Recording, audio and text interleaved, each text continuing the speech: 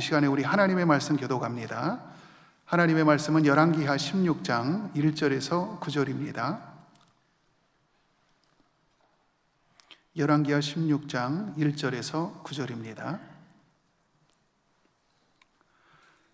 르말랴의 아들 베가 제17년에 유다왕 요담의 아들 아하스가 왕이 되니, 아하스가 왕이 될 때에 나이가 20세라 예루살렘에서 16년간 다스렸으나 그의 조상 다윗과 같지 아니하여 그의 하나님 여호와께서 보시기에 정직히 행하지 아니하고 이스라엘의 여러 왕의 길로 행하며 또 여호와께서 이스라엘 자손 앞에서 쫓아내신 이방 사람의 가증한 일을 따라 자기 아들을 불가운데로 지나게 하며 또 성당들과 작은 산 위와 모든 푸른 나무 아래에서 제사를 드리며 분향하였더라. 이때 아람 왕 르신과 이스라엘 왕 르말랴의 아들 베가가 예루살렘에 올라와서 싸우려 하여 아하스를 애워쌌으나 능히 이기지 못하니라. 당시에 아람의 왕 르신이 엘랏을 회복하여 아람에 돌리고 유다 사람을 엘랏에서 쫓아내었고 아람 사람이 엘랏에 이르러 거기에 거주하여 오늘까지 이르렀더라.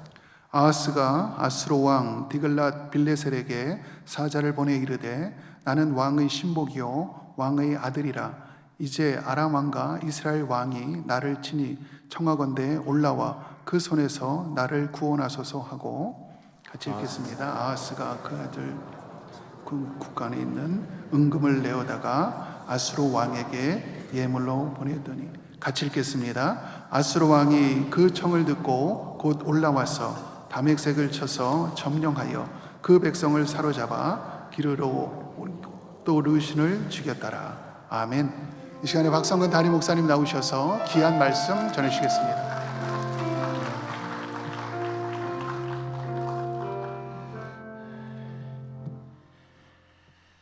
오늘 주신 말씀을 가지고 신앙의 줏대라는 제목으로 말씀을 준비했습니다. 줏대라고 하는 것은 자기중심이나 주관이 분명한 것을 말하죠. 원래 대나무 줄기를 뜻하는 말에서 왔다고 합니다마는 대나무처럼 곧고 꼿꼿한 성격을 비유하는 말일 것입니다. 그러므로 줏대라고 하는 것은 단순히 고집이 세다는 것과는 다른 것입니다. 올곧은 자기 기준을 말하는 것입니다. 그래서 줏대가 있는 사람은 자기 소신이 분명하고 웬만한 일에는 흔들리지 않습니다. 자신이 옳다고 생각하는 일은 끝까지 관철을 해서 열매를 거두는 경우가 많이 있죠. 미국의 병리학자 중에 프랜시스 페이턴 루스라고 하는 사람이 있었습니다. 이 사람은 존스 홉킨스 대학에서 의학을 공부하고 1909년도에 30살의 나이로 락펠러 재단의 의학연구소에 들어갔습니다. 어느 날 병들어 죽어가는 닭을 검사하던 중에 그 닭이 종양에 걸린 것을 발견하고 그 종양에서 바이러스를 축출을 했습니다. 그리고 그것을 다른 닭으로 옮기는 실험을 했는데 그 바이러스가 다른 닭에서도 똑같은 종양을 만들어내는 것을 발견하게 됐습니다. 그래서 최초로 바이러스에 의해서도 암이 유발될 수 있다는 사실을 발견한 것입니다. 그리고 1911년도에 그 연구 결과를 논문으로 발표를 했는데 어떤 반응이 나왔을까요? 엄청나게 비난을 받았습니다. 당시만 하더라도 암의 원인은 유전 인자 때문이라고 믿던 시절이었고, 더구나 그의 실험이 포유류에서는 재현되지 않았기 때문에 아무도 그것을 믿어주지 않았습니다. 그 결과 루스는 이단 취급을 받고 연구실에서 쫓겨나는 수모를 당했습니다. 웬만한 사람 같으면 자신의 연구를 포기하고 다른 길로 갔을 텐데 닥터 루스는 그렇게 하지 않았습니다. 자신이 발견한 연구 결과를 확신하고 어떤 협박이나 회유도 흔들리지 않았습니다. 그리고 오랜 세월이 흐르고 학문적인 고립과 무명의 서러움을 겪긴 했지만 포기하지 않고 연구를 계속한 결과 55년의 세월이 지난 1966년 86세의 나이에 마침내 자신의 연구가 인정을 받게 됐습니다. 그리고 그 해에 노벨 의학상을 받게 됐어요. 그때 그가 축하 만찬자리에 했던 유명한 그 말이 남아 있습니다. 물론 데이비드 소로라고 하는 시인의 말을 인용한 것이긴 합니다만은 누구나 인생을 살다 보면 quiet desperation의 날이 온다. 이 quiet desperation이라고 하는 것은 숨을 죽인 채 기다려야 하는 절망의 날을 말하는 것입니다. 누구에게나 그런 날이 오는데 그것을 넘어서야지 진정한 열매를 맺을 수 있다, 이런 말을 했습니다. 저는 이와 같은 것이 줏대라고 생각합니다. 누가 뭐라고 하건, 사람들이 동의를 하건 거절을 하건, 아무리 많은 세월이 흘러가건 자신이 옳다고 확신한 것을 끝까지 견지할 수 있는 자세, 이게 줏대인 것입니다. 이런 줏대가 있어야지 무슨 일을 하건 소신 있게 낼 수 있게 되고 공헌할 만한 업적이나 열매를 남기게 되는 것입니다. 우리의 신앙생활에도 줏대가 필요합니다. 하나님을 향한 뜻을 분명히 정하고 믿음과 진리 속에서 살아가야 하나님 기뻐하실 거룩한 열매를 맺는 것입니다. 근데 만일 아무런 확신이나 의지도 없이 세상에 흘러가는 대로 살아가게 된다면 하나님의 일꾼으로 쓰임받을 수는 없을 것입니다. 그러나 믿음 안에서 뜻을 정하고 하나님 한 분만 바라보며 이 시대의 조류에 끌려가지 아니하고 하나님의 뜻과 목적을 향해 살아간다면 위대한 열매를 맺게 되는 것입니다. 저는 성경에 나오는 대표적인 예가 다니엘과 그의 세 친구라고 생각합니다. 아시는 대로 다니엘과 세 친구는 어린 나이에 바벨론 땅에 포로로 끌려가지 않았습니까? 아마도 그의 부모들은 바벨론 전쟁 중에 돌아가신 것 같습니다. 누구 하나 의지할 곳 없는 이방 땅에 던져진 고아와 같은 존재들이었습니다. 그럼에도 그들의 삶은 전혀 흔들리지 않았어요. 바벨론 음식을 먹지도 않았고 바벨론 문화에 젖어서 자신의 몸을 더럽히지도 않았습니다. 오히려 그들을 뛰어넘어서 지혜와 명철로 바벨론을 주도하고 그리고 앞장서가는 그런 삶을 살아갔죠. 그 비결이 무엇일까요? 다니엘서 1장 8절에 보게 되면 이 모든 것을 대변해 주는 한마디 말씀이 있습니다. 다니엘은 뜻을 정하여 라고 했어요. 영어 성경 보시면 Daniel was determined not to defile himself. 그는 자기 몸을 더럽히지 아니하려고 작정하고 결심했다. 그런 의미예요. 이와 같은 것을 우리는 신앙의 줏대라고 하는 것입니다. 다니엘은 그가 고국 땅에 있을 때나 먼 나라 바빌론에 끌려왔을 때나 하나님을 향한 믿음을 그대로 견지했습니다. 그래서 그는 우상에 절하지 않았고 사자굴에 던져짐을 알면서도 예루살렘을 향해 창을 열고 3번 기도를 했습니다. 바벨론 왕이 아무리 협박을 해도 페르시아 왕이 아무리 협박을 해도 하나님을 향한 일편단심 변치 않았던 것입니다. 솔직히 우리는 집 안에 있다가 집 밖으로 나가도 신앙이 변질되는 경우가 있잖아요. 교회 밖만 나가도 쉽게 세상과 타협하는 것이 우리인데 다니엘과 그의 세 친구는 그러지 않았다는 것입니다.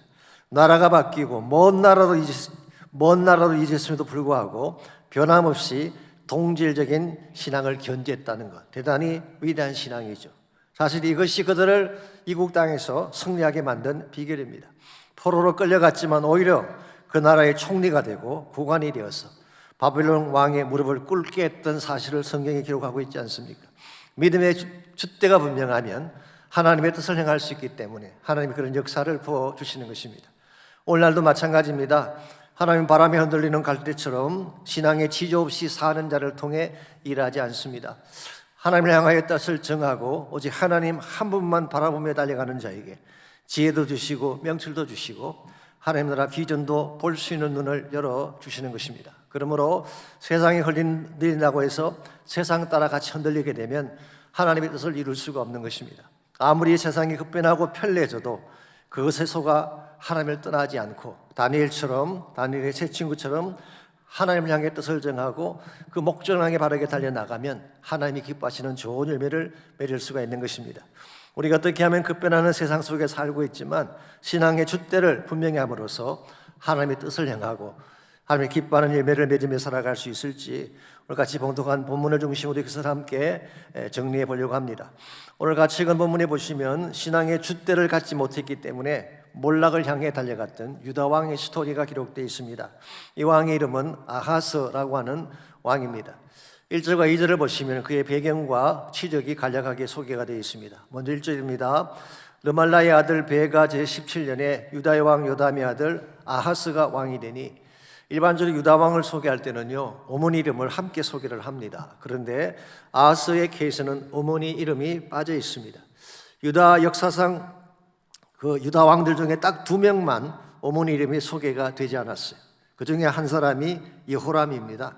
열왕기하 8장 16절에 보면 아버지의 이름만 있고 어머니 이름이 빠져 있습니다. 왜 그랬을까요?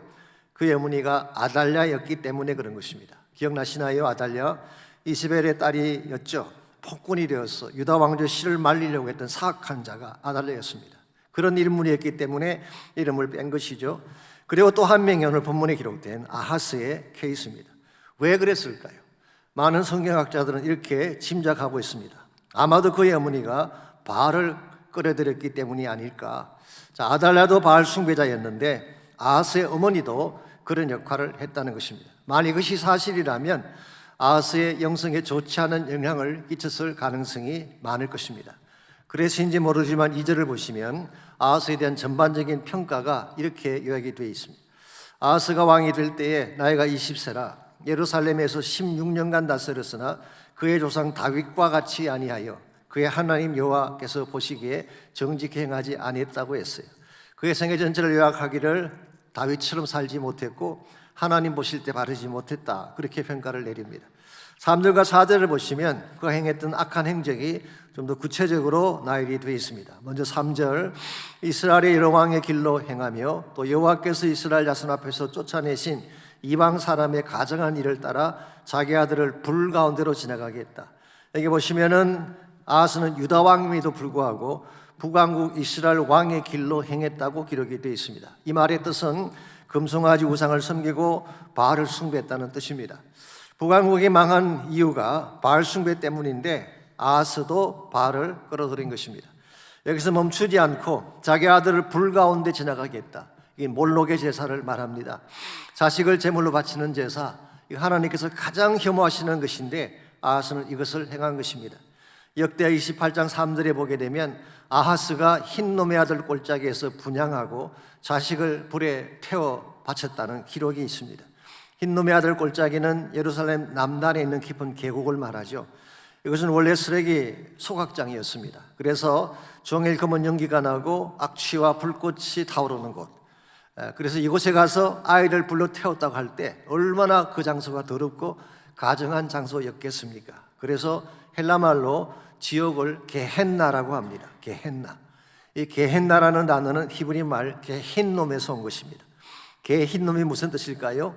흰놈의 골짜기라는 뜻입니다. 그러므로 지금 아하스가 행했던 이 행위는 정말 지옥불 같은 게헨나의 아들을 데려가서 태워 죽이는, 그야말로 가증된 일을 그가 행한 것입니다.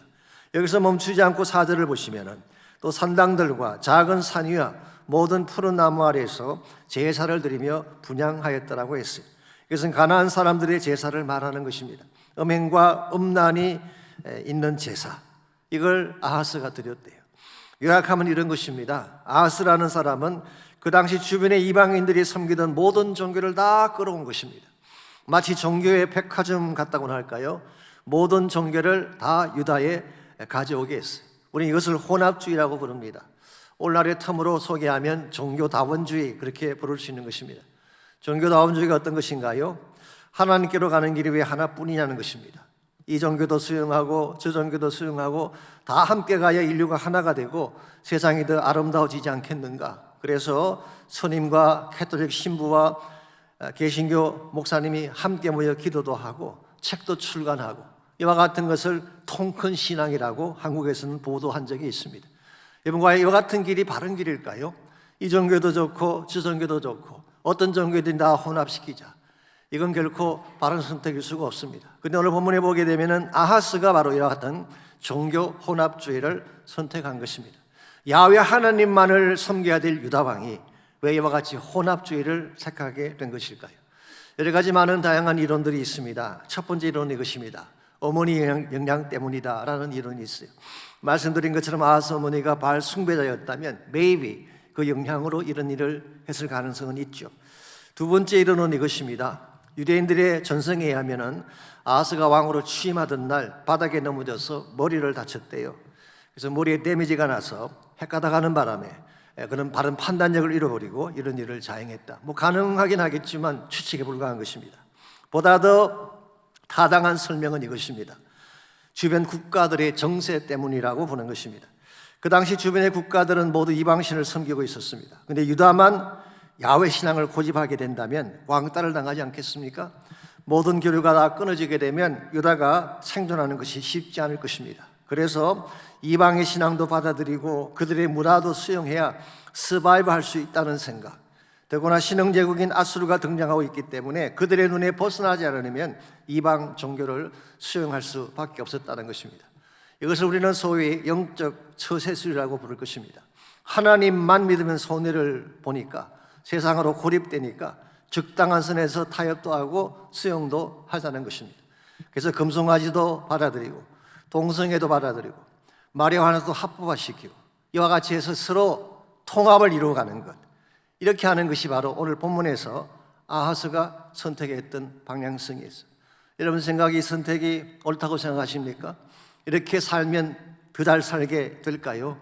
실제로는 반대입니다. 유대의 케이스를 다시 정리해드리자면, 오늘 본문의 유다의 케이스를 정리해드리자면 이와 같이 혼합주의로 간 결과 오히려 시리아와 북왕국으로부터 침공을 당하게 되고 나중에 아수르의 손을 잡습니다마는 악수에게 버림을 받는 위치에 서게 됩니다. 역대하 28장 22절 23절은 종교 혼합주의가 낳은 비참한 결과를 다음과 같이 적고 있습니다. 이 아하스 왕이 곤고할 때에 더욱 여호와께 범죄하여 자기를 친 다메섹 신들에게 제사 이르되, 이 다메섹은 아람을 말하죠. 아람이 수도입니다. 다메섹 신들에게 제사 이르되 아람 왕들의 신들이 그들을 도왔으니 나도 그 신에게 제사하여 나를 돕게 하리라 하였으나. 자, 이방의 신들이 이방의 왕들이 이방 신에게 제사하고 절하는 것은 어쩌면 당연하죠. 이걸 본 아하스가 나도 그 신에게 절을 해야지 도움받지 않겠는가라고 생각했습니다. 그래서 나도 그 신에게 제사하여 나를 돕게 하리라 하였으나 그 신이 아하스와 온 이스라엘을 망하게 하였더라. 본인이 제사하겠다는 이방 신이 오히려 아하스를 망하게 하고 이스라엘을 망하게 했다는 것입니다. 여러분 기억하십시오. 세상 따라가면 훨씬 편해질 것 같지만, 더 잘 살게 될 것 같지만 실제로는 반대입니다. 세상은 우리를 이용만 할 뿐이지 결코 우리 삶을 책임져 주지 않기 때문에 그래요. 정말 내가 어려울 때, 위기에 빠졌을 때 우리가 붙들 유일한 대상은 하나님 한 분밖에 없는 거예요. 그러므로 힘들면 힘들수록 믿음의 심지를 견고하게 하고 하나님 바라보아야지 우리가 세상을 이겨낼 수가 있는 것입니다. 그렇지 아니하고 세상을 향해 나아가게 되면 오히려 우리는 파멸로 가게 되고 가졌던 모든 존귀한 것들을 빼앗기게 되는 것입니다. 그래서 이사야 26장 3절과 4절은 이렇게 기록합니다. 주께서 심지가 견고한 자를 평강하고 평강하도록 지키시리니 이는 그가 주를 신뢰함이니이다. 너희는 여호와를 영원히 신뢰하라. 주 여호와는 영원한 반석이시미로다. 주 여호와는 영원한 반석이래요. 그분에게 심지를 내려야지 우리 인생이 견고하게 되어서 흔들리지 않고 평강이 넘치는 삶을 살 수 있다는 것입니다. 그러므로 여러분과 제가 정말 우리 삶이 흔들리지 않고 견고하게 서기를 원한다면 세상의 손을 잡는 것이 아니라 하나님의 손을 잡아야 되는 것입니다. 하나님께로 돌아와서 하나님 한 분만을 믿는 믿음의 기초를 다져야지 어떠한 일이 찾아와도 흔들리지 않게 바르게 살 수 있는 것입니다. 우리가 어떻게 하면 이 가변적인 세상 속에서 우리 신앙의 줏대를 흐트리지 아니하고 하나님 한 분만 붙들고 살아서 진정한 차원의 승리를 이룰 수 있을지, 오늘 본문에 소개된 아하스 왕의 케이스를 통해서 견고하여 흔들리지 않는, 그래서 승리하는 삶을 사는 세 가지 비결을 함께 정리해 보려고 합니다. 첫 번째로 신앙의 줏대를 가지고 승리하는 삶을 살려면 하나님의 길을 선택해야 되는 것입니다. 세상 길이 아니라, 인간의 길이 아니라 하나님의 길을 선택해야지 바르게 살 수 있는 것입니다. 3절을 다시 보겠습니다. 아하스가 택했던 길이 어떤 길인지가 나와 있어요. 이스라엘의 여러 왕의 길로 행하며 또 여호와께서 이스라엘 자손 앞에서 쫓아내신 이방 사람들의 가증한 일을 따라 그랬어요. 여기 보시면 두 가지 잘못된 선택이 나오죠. 첫 번째는 이스라엘 여러 왕의 길을 택했다. He took the wrong way. 잘못된 길을 택한 것입니다. 두 번째는 이방 사람의 가증한 일을 따라 그랬어요. 이건 잘못된 모델을 택한 것을 말합니다. He took the wrong model. 하나님의 백성이면 경건하고 거룩한 모델을 따라야 되는데 가증한 세상의 모델을 따라간 것입니다. 이와 같이 하나님의 길을 버리고 세상적인 모델을 따라가는 순간 우리 인생의 궤도를 벗어나게 되는 것입니다. 여러분, 기차가 아무리 좋게 잘 만들어 놓아도 철도를 벗어나는 순간 기차는 곤두박질 치게 돼 있어요. 우리 인생도 마찬가지입니다. 아무리 견고하고 많은 걸 갖추는 것처럼 보여도 하나님의 길을 벗어나는 순간 우리 인생은 몰락하게 되고 곤두박질 치게 되는 것입니다. 그러므로 우리가 정말 바른 삶, 견고한 삶을 살기를 원한다면 하나님의 길을 벗어나는 것이 아니라 하나님의 길로 돌아와야 하는 것입니다. 설사 우리가 잘못된 판단으로 세상을 향해 나갔다고 할지라도 돌이켜서 하나님의 길로 돌아올 때 회복이 가능하고 진정한 차원의 승리가 주어지게 되는 것입니다. 그렇다면 하나님의 길은 어떤 길을 말할까요? 오늘 본문에서 1절에 보게 되면 하나님의 길을 다윗의 길이라고 표현할 수도 있습니다. 그래서 항상 왕들을 평가할 때에 다윗이 기준이었죠. 이 하나님이 인정하시는 길이 다윗의 길이었기 때문에 그런 것입니다. 성경에 나타난 다윗의 길은 구체적으로 어떤 길을 말할까요? 첫 번째로 다윗의 길은 말씀의 길이었어요. 그는 율법을 즐거워하며 율법을 주야로 묵상하는 삶을 살았습니다. 그렇기 때문에 그는 마치 시냇가에 심은 나무가 시절을 쫓아 과실을 맺으며 잎사귀가 마르지 아니하는 것처럼 행하는 모든 일이 형통했던 것입니다. 두 번째는 하나님 중심의 길이었어요. 이 다윗의 길은 하나님 중심의 길. 시편 16편 2절에 보게 되면 이런 고백이 나옵니다. 내가 여호와께 아뢰되 주는 나의 주님이시오니 주 밖에는 나의 복이 없나이다. 주님 한 분이면 충분하다는 것입니다. 더 바랄 것이 없다는 거예요. 사실 이것이 다윗을 다윗 되게 한 비결입니다. 솔직히 다윗이 가진 것이 많아서 왕이 된 게 아니잖아요. 하나님이 함께 하셨기 때문에 다윗이 왕이 된 것입니다. 그래서 하나님 한 분이면 충분하다는 신앙 고백, 이게 다윗이 선택했던 길이죠. 세 번째로 다윗의 길은 예배자의 길이었습니다. 아신 대로 시편이 150편인데요 그 중에 거의 절반을 다윗이 지었어요. 73편이 다윗이 쓴 것입니다. 시편 18편 1절에 보게 되면 나의 힘이 되신 여호와여 내가 주를 사랑하나이다. 시편 145편 1절 왕이신 나의 하나님이여 내가 주를 높이고 영원히 주의 이름을 송축하리이다. 다윗은 삶 자체가 찬양이었고 삶 자체가 예배였어요. 이와 같은 예배자의 삶이 바로 하나님이 기뻐하시는 길이었다는 거예요. 마지막 네 번째로 다윗의 길은 능력의 길이었습니다. 무슨 일을 당하든 하나님의 능력을 붙잡았기 때문에 무한한 능력으로 하나님이 그를 지켜주셨어요. 사울의 손에서 건져내어 주셨고 블레셋 왕 아기스의 손에서도 건져내어 주셨고 최악의 케이스인 압살롬의 손에서도 하나님이 건져내어 주셨어요. 그래서 시편 27편 1절과 3절에서 다윗은 이렇게 고백합니다. 여호와는 나의 빛이요 나의 구원이시니 내가 누구를 두려워하리요. 여호와는 내 생명의 능력이시니 내가 누구를 무서워하리요. 군대가 나를 대적하여 진칠지라도 내 마음이 두렵지 아니하며 전쟁에 일어나 치료할지라도 나는 여전히 태연하리로다. 이와 같은 것이 다윗의 길이었어요. 그래서 하나님은 이 다윗을 마음에 합한 자라고 말씀하시고 다윗의 길을 모든 왕들에게 추천을 한 것입니다. 여러분과 제가 견고한 삶, 흔들리지 않는 삶을 살려면 세상 길이 아니라 바로 하나님의 길, 다윗의 길을 선택해야 되는 것입니다. 그것은 바로 말씀의 길이요 하나님 중심의 길이요 찬양의 길이요 능력의 길이기 때문에 이 길을 택하는 자들마다 하나님이 그 인생을 복되게 하시고 견고하게 만들어주는 것입니다. 이런 면에서 우리가 흔들리지 않는 삶을 살려면 첫 번째로 하나님의 길을 선택해야 됩니다. 두 번째로 바른 정체성이 필요해요. 줏대를 가지고 흔들리지 않으면 내가 누구인가를 정확하게 알고 바른 정체성을 가지고 살아가야지 흔들리지 않게 되는 것입니다. 5절에서 7절까지를 보시면요 위기 앞에서 정체성을 잃어버리고 혼란 가운데 있는 아하스의 모습을 읽어볼 수가 있습니다. 먼저 5절입니다. 이때 아람의 왕 르신과 이스라엘의 왕 르말라의 아들 베가가 예루살렘에 올라와서 싸우려 하여 아하스를 에워쌌으나 능히 이기지 못하니라. 여기 보시면 아람과 북왕국 연합군이 예루살렘을 침공한 내용이 나오죠. 이건 실제로 주전 735년에 일어난 사이로 에프레이마이트 워라고 하는 전쟁입니다.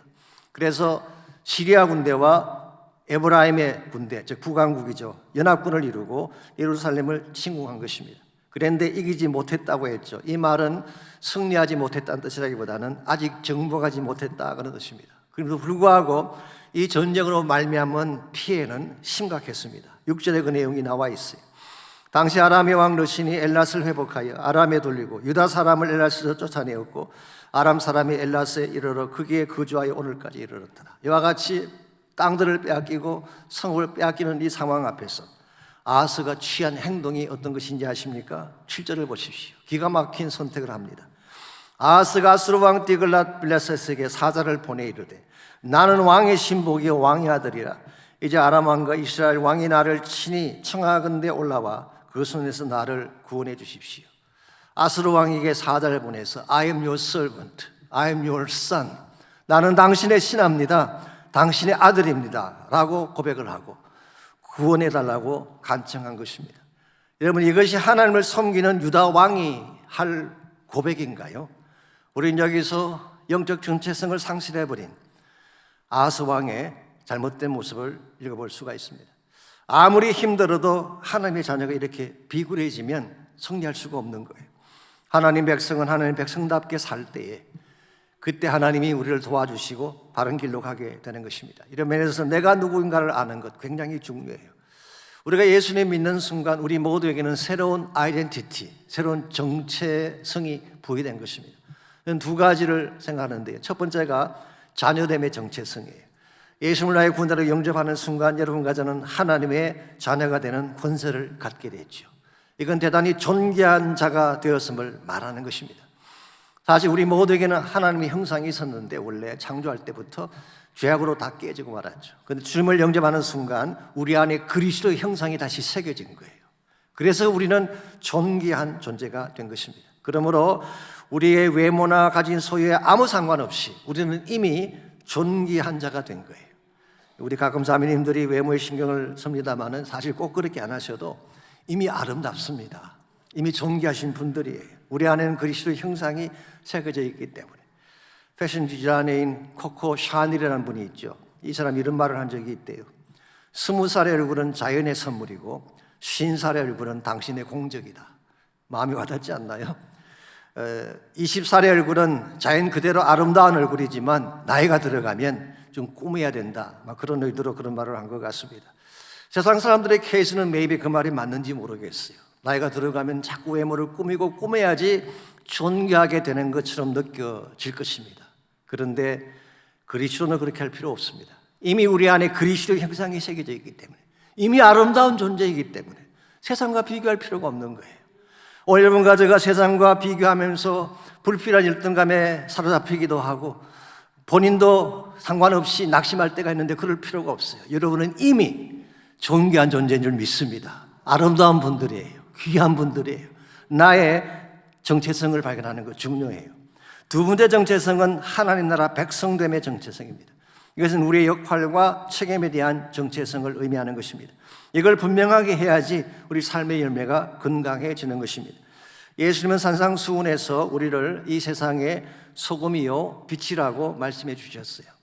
빛과 소금이 아니라 소금과 빛입니다. 소금이 먼저 나오고 그다음 빛이 나와요. 언젠가 김세원 박사님이 이런 말씀하신 걸 들은 적이 있습니다.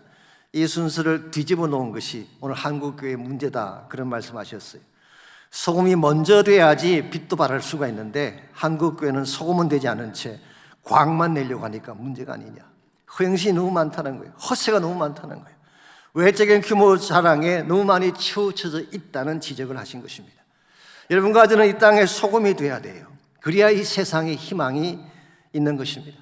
우리가 아는 것처럼 세상에 많은 것들은 부패해 있죠. 상해 있습니다. 근데 세상에 다른 건 다 부패하고 상해도 괜찮아요. 소금인 여러분이 소금이기만 하다면 얼마든지 치유와 회복할 수가 있는 것입니다. 그런데 만일의 경우 소금이 그 맛을 잃게 된다면 그때는 절망이에요. 다른 대안이 없는 것입니다. 이런 면에서 우리가 소금이 되었다는 정체성은 굉장히 중요한 것입니다. 몇 년 전에 제가 그렉 로리 목사님 설교를 들으니까 이분이 이런 말씀하셨어요. 우리 아마 예수님 말씀을 인용한 것 같은데 What good is salt if it's not salty? 만일 소금이 맛을 잃으면 소금 다음에 좋은 면이 뭐가 있겠느냐, 그런 말씀을 하시면서 이걸 현대시로 표현하면 이런 뜻이래요. What good is Coke if it's uncarbonated? 만일 콜라가 김이 빠지면 그게 무슨 콜라가 되겠느냐. What good is coffee if it's decaffeinated? 카페인이 빠지게 되면 그걸 과연 커피라고 할 수 있겠느냐. 그래서 이렇게 말씀하셔서 오늘날 decaf 디사이플들이 너무 많대요. uncarbonated 된 크리스천들이 너무 많대요. 김 빠진 그리스도인들, 생기를 잃어버린 그리스도인, 아무런 사람에게 변화도 끼치지 못하는 decaf 디사이플들이 너무 많다는 거예요. 어떻게 할 때 우리가 decaf 혹은 uncarbonated disciples이 되는지 아십니까? 우리 안에 가져야 될 진짜가 없을 때 그래요. 우리 안에 복음이 있고 성령이 있으면 세상을 변화시킬 수가 있는데 껍데기만 제자이지 우리 심령 가운데 정말 있어야 될 복음이 없고 성령이 없으면 생기를 갖지 못하고 세상을 변화시킬 수가 없는 것입니다. 여러분과 제가 진정한 의미에서 하나님 나라의 일꾼이 되기를 원한다면 우리가 먼저 하나님 자녀됨을 확인해야 되고 두 번째는 하나님 나라 백성됨을 확인해야 됩니다. 그리고 소금답게 빛답게 바르게 살아갈 때 우리 때문에 세상이 변하고 하나님 나라가 이루어지게 되는 것입니다. 이와 같이 우리가 신앙의 줏대를 가지고 승리하는 삶을 살려면 1차적으로는 바른 길을 선택해야 돼요. 세상 길이 아니라 하나님의 길을 택해야 됩니다. 두 번째로 우리의 정체성을 확인해야 됩니다. 내가 누구이며 나의 역할이 무엇인지를 바로 알아야지 하나님의 기쁘신 뜻을 위해 살 수가 있는 것입니다. 마지막 세 번째로 신앙의 줏대를 갖고 승리하는 삶을 살리면 믿음의 닻을 내려야 하는 것입니다. 세상이 아닌 하나님에게 믿음의 닻을 내릴 때 우리 삶이 흔들리지 않고 바르게 진행이 되는 것입니다. 오늘 본문의 아하스의 케이스를 다시 보시면요, 아하스는 이 대목에서 결정적인 잘못을 저지르게 됩니다. 7절과 8절을 다시 보시면요, 아하스는 아람과 에브라임 연합군이 침공했을 때 아스루 왕 디글랏빌라셋에게 사자를 보내서 구원을 요청하지 않았습니까? 그리고 8절 말씀 보게 되면 성전과 왕궁에 있는 은과 금을 다 모아서 아스루 왕에게 보냈습니다. 자, 왜 그렇게 했을까요? 이 동일한 내용을 적고 있는 이사야 7장에 보게 되면요, 아람과 북왕국 침공했을 때 아하스가 삼림이 바람에 흔들림같이 떨었다고 성경은 기록하고 있습니다. 삼림이 바람에 엄청나게 벌벌 떤 것입니다. 그때 하나님이 이사야를 그에게 보내서 하나님의 징조를 구하라고 했죠. 즉 하나님이 준비하신 것이 무엇인지 구하라, 그렇게 말씀하신 것입니다. 그때 아하스는 이걸 거절했어요. 징조를 구하지 않겠습니다. 하나님을 시험하지 않겠습니다. 얼핏 보게 되면 참 겸손한 대답처럼 보이지만 실상 그렇지 않습니다. 이미 아수르 왕의 손을 잡기로 결정했기 때문에 하나님의 제안을 리젝트한 것입니다.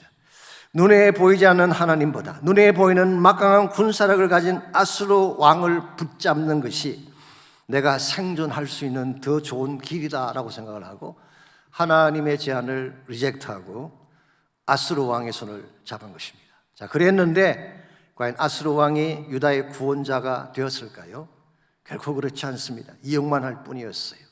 실제로 아수르 왕은 이와 같은 것을 빌미로 해서 아람을 치고 북왕국 이스라엘을 다 삼키버리고 결국에는 예루살렘을 포위해서 아하스를 삼키고자 했던 내용이 성경에 기록이 되어 있습니다. 이와 같이 아하스는 불신앙으로 하나님의 준비하심을 리젝트했지만 이사야 7장 14절에 보면 하나님이 준비하신 징조가 무엇인가가 이렇게 기록이 되어 있습니다. 그러므로 주께서 친히 징조를 너에게 주실 것이라. 보라, 처녀가 잉태하여 아들을 낳을 것이요 그의 이름을 임마누엘이라 하리라.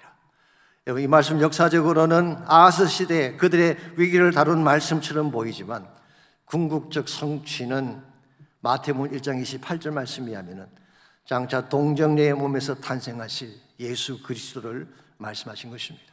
역시 하나님의 준비하심이에요. 이것은 유다뿐만 아니라 전 인류를 구원하시기 위한 하나님의 준비하심. 우리 이 사실을 믿고 그분에게 우리 믿음의 닻을 내리면 우리는 살게 되는 것입니다. 구원받게 되고 진정한 회복을 경험하게 되는 것입니다. 그런데 세상에 닻을 내리면 우리는 실망할 수밖에 없고 패망할 수밖에 없습니다. 세상에 있는 것들 가운데 영원한 것은 아무것도 없기 때문에 물질도 영원하지 않습니다. 성공도 영원하지 않습니다. 권세나 영광도 영원히 가지 않아요. 모든 것은 다 지나가는 것입니다. 오직 예수 그리스도만이 우리의 영원한 반석이 되는 것입니다. 그분에게 믿음의 닻을 내릴 때 우리는 무슨 일을 당해도 흔들리지 아니하고 견고한 인생이 되어 주의 나라 영광 위에 살게 되는 것입니다.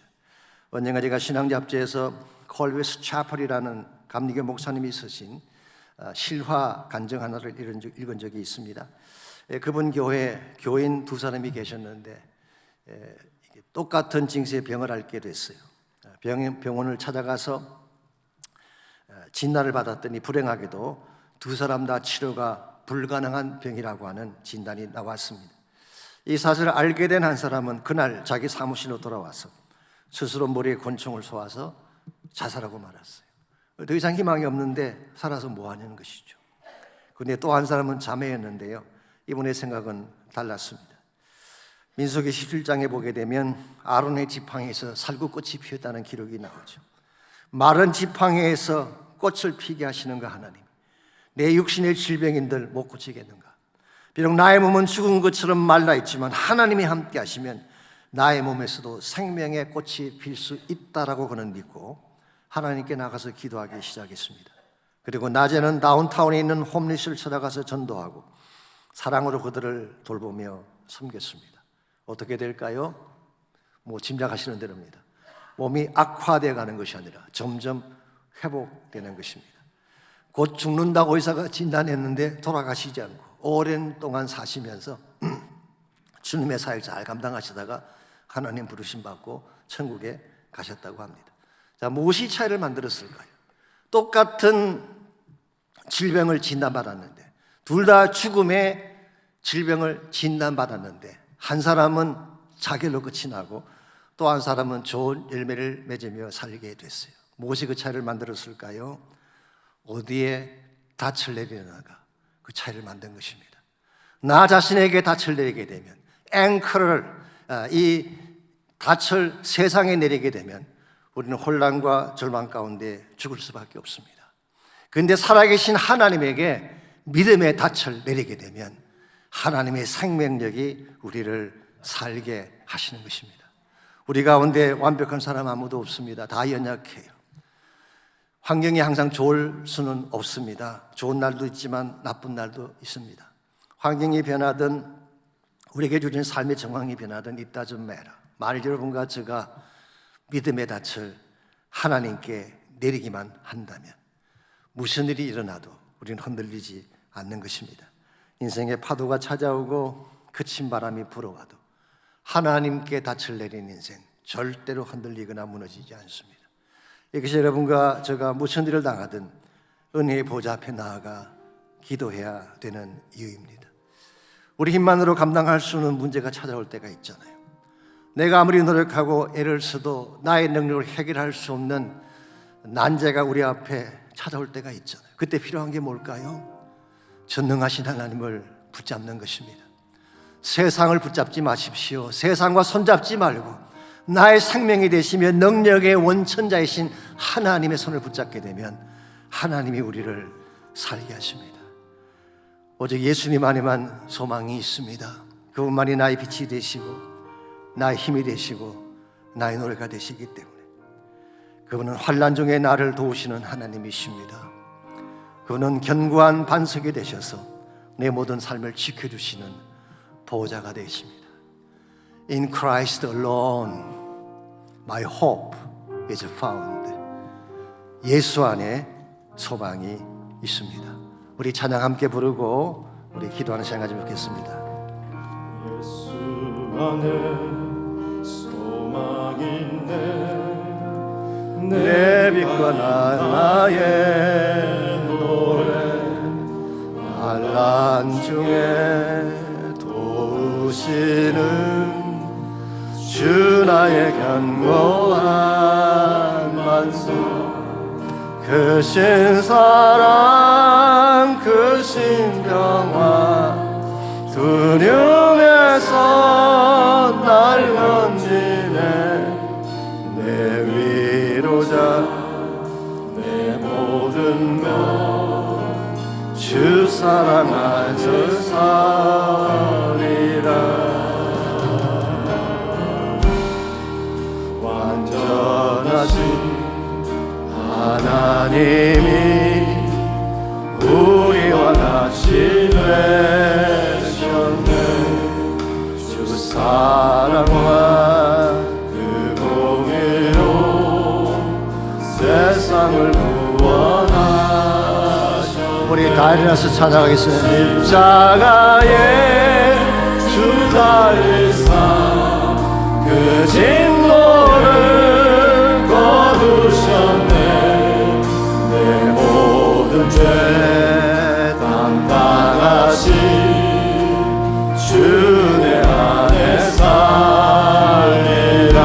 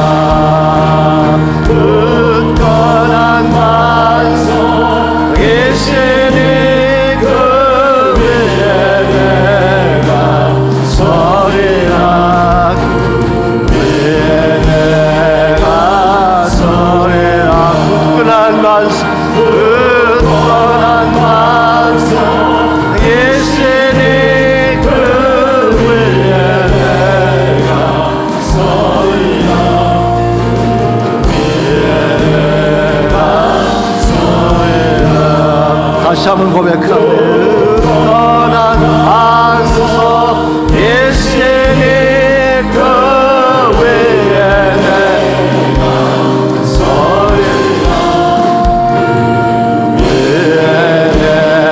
내가 서리 하나님 감사합니다. 온 세상이 흔들리고 온 땅이 진동할지라도 굳건한 반석 되신 예수님이 우리 하나님이 되시고 나의 구원자가 되신 사실을 감사합니다. 세상 손 붙잡지 않게 하시고 오직 한 번 예수님 손 붙잡는 우리 모두가 되게 하셔서 아무리 큰 위기, 큰 상처, 큰 아픔이 찾아올지라도 흔들림 없이 주를 바라보게 하시고 주의 능력에 손 붙들고 살아가서 하나님의 기적이 되고 하나님의 자랑이 되고 하나님의 영광이 되는 우리 모두 되게 하여 주시옵소서. 이제는 우리 구주 예수 그리스도의 은혜와 하나님 아버지의 무한하신 사랑과 성령님의 충만한 임재하심이 예배를 마치고 돌아가는 모든 성도 한 분 한 분에게 그들의 가정과 삶의 터전과 자녀들과 자손들 위해 이제로부터 항상 함께 해주시기를 예수님의 이름으로 간절히 축원하옵나이다.